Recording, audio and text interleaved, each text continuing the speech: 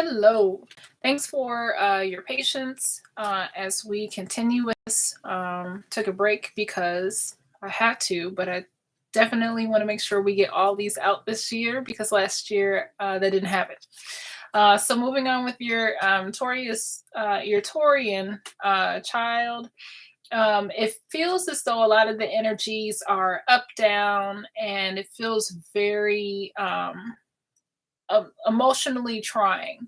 Unfortunately, for who this reading is for, and it's not going to be for everybody, but this group of Taurian children are wanting stability and soundness and consistency, and it's going to be at times anything but, or it what they're wanting. It's going to require like an unrealistic amount of like stamina and drive to maintain what it is that they want.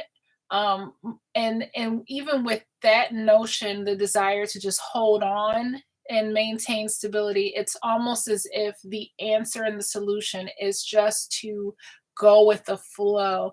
And a lot of the resistance that many of them may feel, given their fixed nature, is the reluctancy to be flexible this year. So just keep that in mind. In the month of January, there is some kind of, you know, not confusion, but message of like uncertainty, or I don't know who I am, or where do I fit in, or questioning, not questioning like their crown chakra, for lack of a better word. It's almost like they don't feel like their highest self, they're the highest version of themselves. They feel like something is missing. They'll feel off. They may not feel centered or balanced, or things that have to do with just, yes, feeling grounded or feeling like comfortable in their own skin. I feel like some challenges, and somebody likes nail polish. Like I get like I just saw my nails being polished or something, and it's not me. It's somebody's child likes to paint their nails. Um, okay, thank you.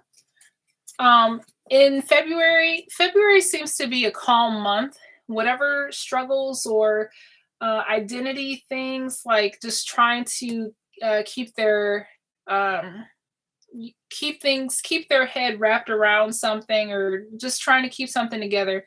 There's a level of stability that they enter in February. Some sense of like benefits or abundance. But something that they've put the work in, they're going to feel as if they are experiencing some kind of reward for their hard efforts, and it makes them feel good. So it's almost like a so if it was a work thing in January for your adult Taurians, um, the some kind of chaos at work, not feeling grounded and centered. By the time they come to February, although it feels like it wasn't worth the amount of stress that they may have had to go through, they will feel a sense of accomplishment because they were able to like sow the seeds or put the work in or do something to have the outcome that they were desiring.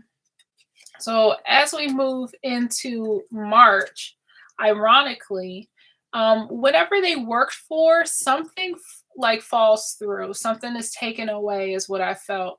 So it's like that well-deserved reward that they just worked so hard to get. I honestly just got like a knee-jerk or gut feeling like it's being removed from them, either taken away, not necessarily cheated out of it, but something, to that extent, some kind of technicality that it's being taken away, or it's either because this is the Nine of Pentacles. So Nine of Pentacles is like abundance. They just had the Seven of Pentacles, and then whatever abundance, it's gone.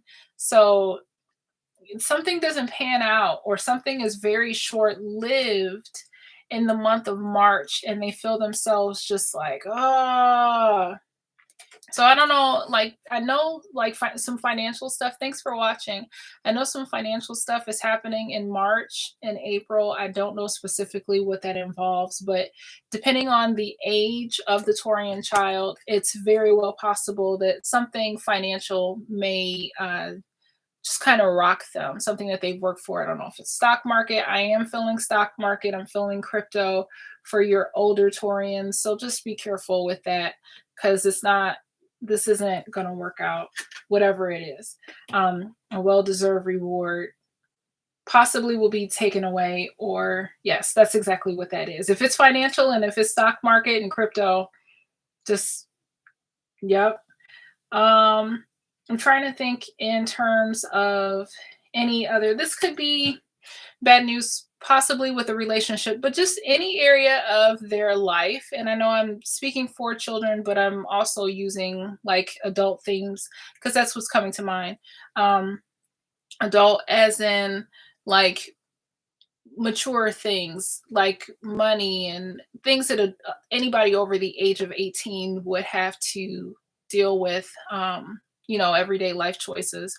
This could be, something at school, either a trip or they were selected for something for some kind of reason, something falls through, a trip planned with friends, something that they worked hard to get, it doesn't go the way that they want, and it just continues to spiral, unfortunately, in the month of May with the Wheel of Fortune in reverse. So it's almost like a warning in February to just be cautious and not put your eggs all in one basket, or just be mindful, or whatever's going to happen will happen, but do not emotionally allow your child, or don't allow your child to emotionally invest too much in the outcome. It's going to hurt if they are too emotionally invested in something. So if it's possible, just try to temper them with having a level of detachment, which was what I was telling parents for 2022. Don't invest too much in the ebbs and flows of life, especially for this year, because it's investing too much is where we're going to get in trouble. It's just best as much as we can is just to kind of be even keel and treat life and the events that happen in it to be neutral.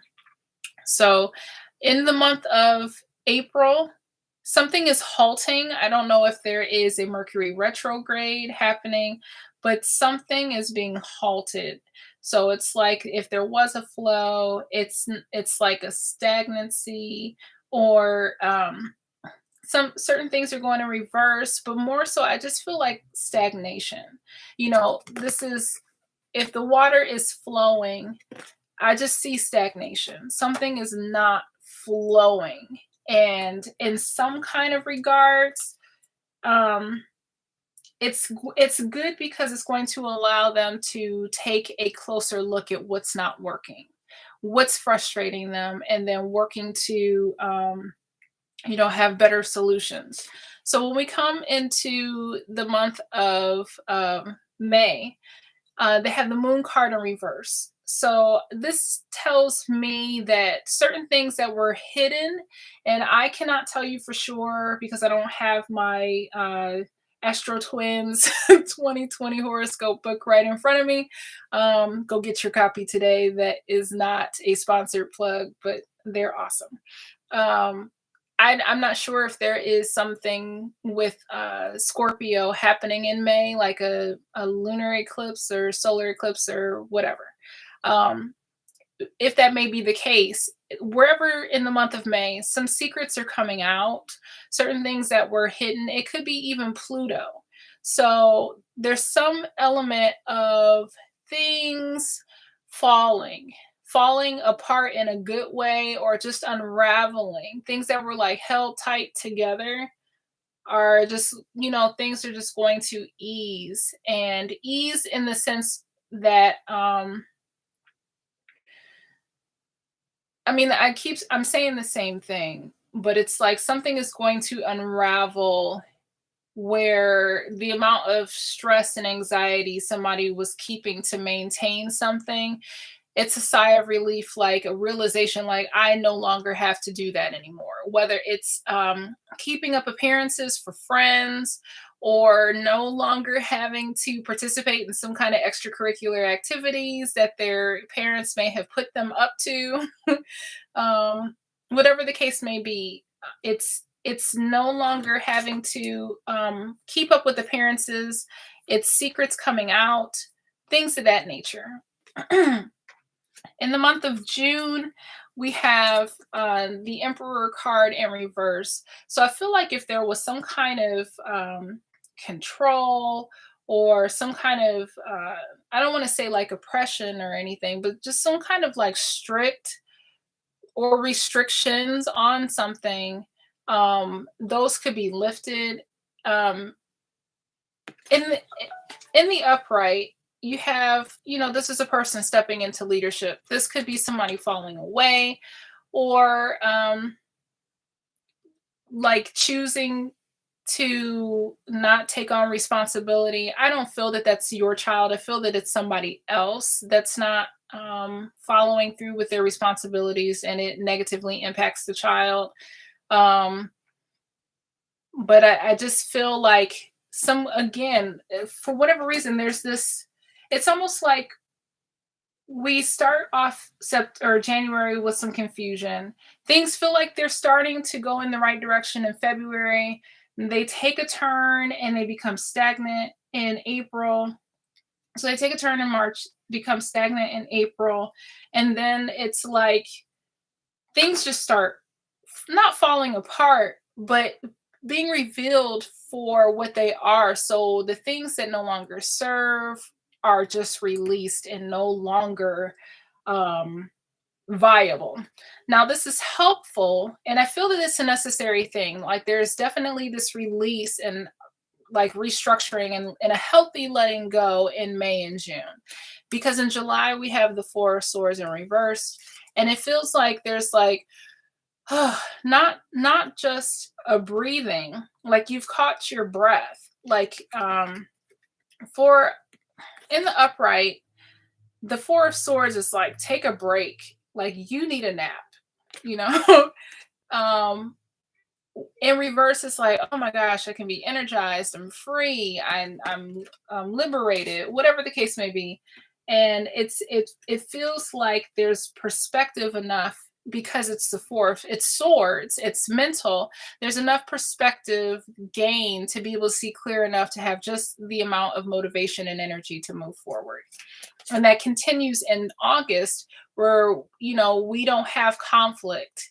It's not you lose, I win, or vice versa with the Five of Swords. In reverse, it's like, all right, everybody wins. We're in this together. We found some peace, some common ground. So for whatever reason, there's some kind of like revamping, re-excitement, reinvigoration. The stuff is starting to move forward in a positive, beneficial light. And that carries on into September, when we are mastering struggles. Something that was once a challenge before, once it rears its ugly head again in September, your child will be like, they will have graduated. They will have mastered this energy, this weakness within themselves. They would have mastered it. Now, in the upright, this is encouraging your child to master. This is the devil energy.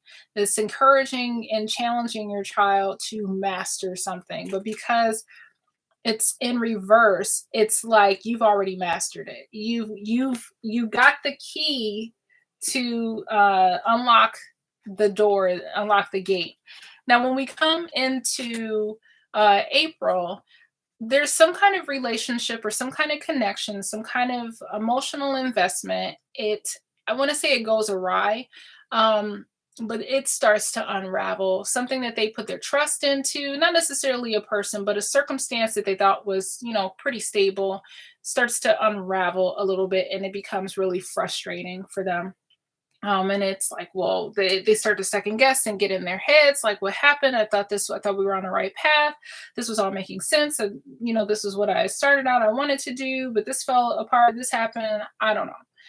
That's what's going on in their head. And you may have conversations like that with them, where they may come to you and tell you about somebody at school that used to be a good friend, and they, what is it, backstabbed, or whatever the terminology the teens use when they get all in their feelings and emotional and drama and all that. I've been there, so I know. I remember some of obviously the verbiage has changed a little bit, but the sentiment is the same. It's like everything is big and everything is, oh my God, and whatever. So we move into November, and there's definitely a feeling of isolation and being alone with the Five of Pentacles. And it's like left out in the cold, maybe a social group, or not understanding something, but they have the light of the moon to guide. They're not alone, and they're not in a bad space. There is help and support. They have the moon to guide them, like I said. And it's like, it's supportive. It's a Taurian North Node, so it's almost like the North Node in Taurus, if I can put it that way, is almost like their guide to kind of help lead them on to the way home. So they're it's almost like the Hermit card, but and it's I don't know. It feels like the Hermit card, but we're moving somewhere. We're not just stuck. We move on to December, and it feels like that's where we're gonna stay. We're just gonna stay in this. Hold on, wait. Don't do anything just yet. Just a space of still processing emotionally, but not processing for processing's sake. It's like taking what they've learned from this year, and how can I make myself a better person? How can I take what I've learned and apply it in a way that adds value to my life? So that is the message. It's a lot of emotional growth for Taurians this year. Taurian children, it's going to feel painful and hurtful and trying and challenging, because all of this stuff is being challenged for their highest good. And it's to take out what no longer serves them, so that they can be refined into the best version of their highest self. So I hope you appreciated that. It feels good to me what I've shared with you. That, in terms of who this is for, not only just accuracy, but although it feels like kind of the outcome is for their highest good. It is a journey and just growth for 2022 for your Taurian little one. So thanks again for watching, and you guys have a wonderful 2022. Thanks.